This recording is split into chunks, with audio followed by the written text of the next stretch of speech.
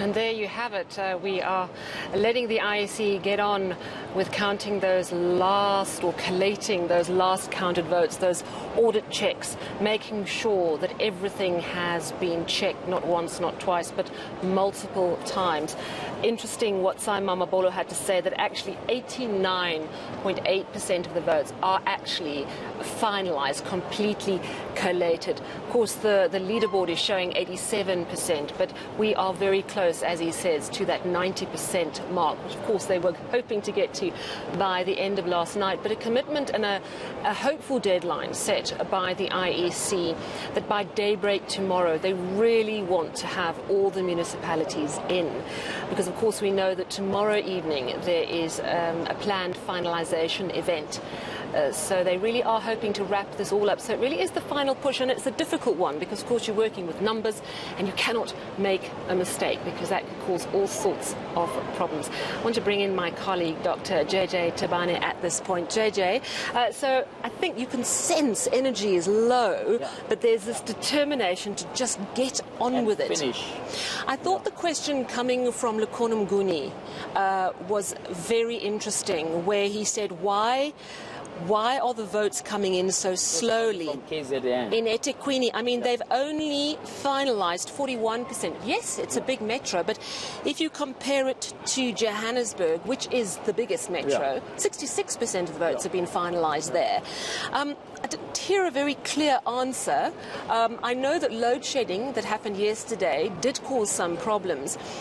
Do you think there's any cause for concern, or do you think this is just the way it goes at this point in the tally? I don't think there's a concern as such, but you know that KZN has hotspots, right?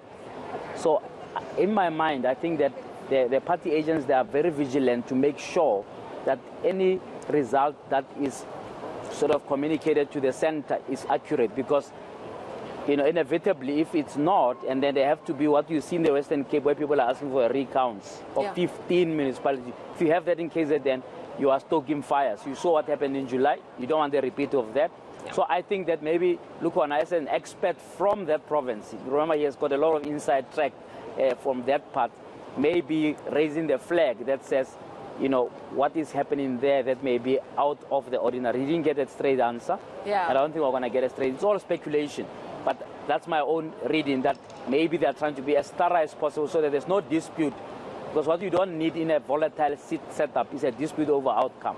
Yeah, you're absolutely right. And if we look at KwaZulu-Natal as a province, it's interesting because, of course, the ANC is on 42%, but coming second is the IFP on 27%.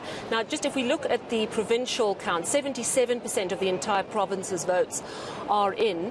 I can't remember offhand the 2016 results, but the IFP has made significant gains, haven't they? The IFP is almost revived, and they ascribe. I was having a chat with their spokesperson earlier, and I think they ascribe that to having played on the card of Mangosuthu Buthelezi.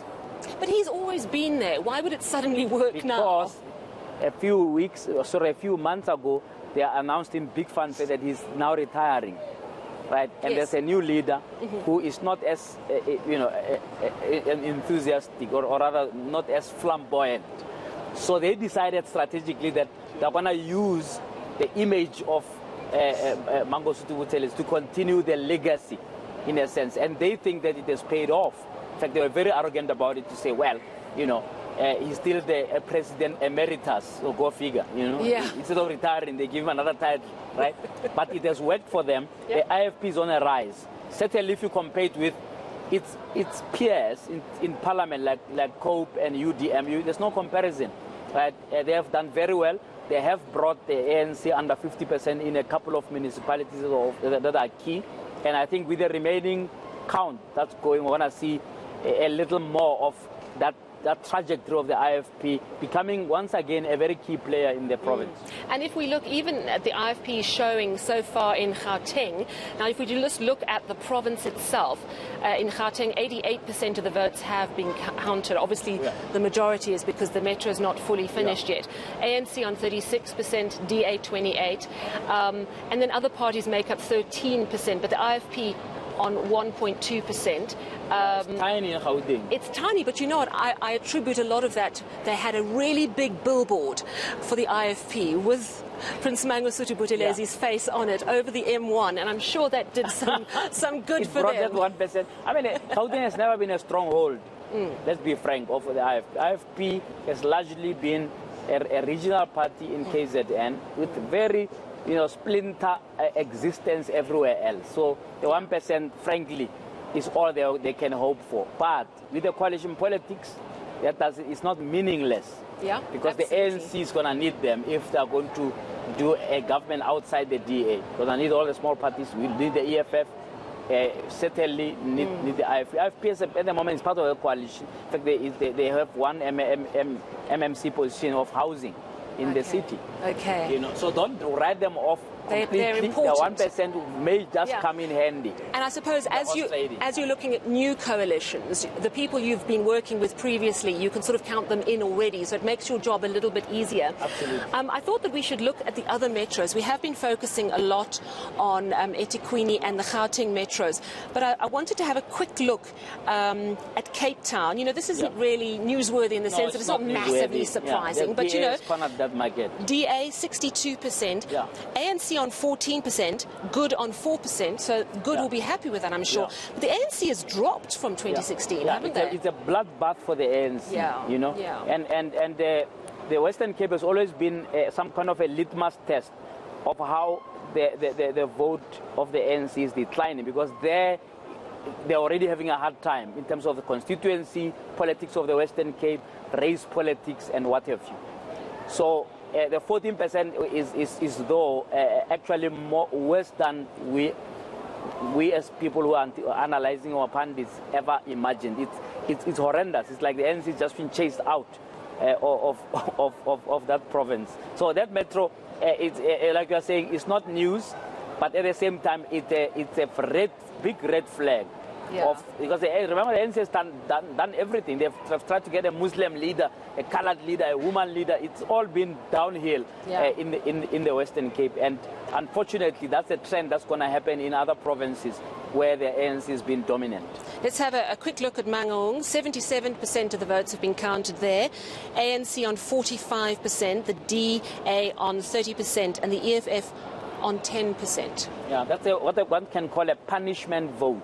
Okay. There's been just too many stories about corruption in the Free State and so on. I was just going to see Linda, who was covering that Free State story there, that it was just going on and on in terms of the protest and so on. So you expected that the result will reflect that kind of sense of protest. I mean, ANC in the Free State should be at 80%, not 45%. And then and we have to cross back to Johannesburg in a moment, but it's interesting if you contrast Nelson Mandela Bay with Buffalo City. In Nelson Mandela Bay, ANC on 40%, Buffalo City, ANC on 61%, the DA in East London only on 17%. So that's almost a mirror image of what's going on in Cape Town. Absolutely. I mean, Buffalo City is a cornered market. I mean, the DA is not going to make inroads there. Precisely also because it's never been on the blip from a point of view of the destruction that we saw in Gqeberha, even over the years. So I think that, I'm sure the ANC is going to lose everywhere. The 61% says at least there they can still try to consolidate something in the Eastern Cape. Well, 87% of the vote officially has been absolutely finalised. There's Sai Mamabolo saying it's very close to 90. It's actually 89.8%. We're still waiting for that to translate onto the computers and the boards. Shahan, I'll hand back to you. I know you've got plenty more news on elections around the country. Yeah, thanks, Sal. We're going to be looking at coalition governments because that is going to happen, right? And also, Yan Yan joins me to talk about the overall picture for the day. Stay with ENCA.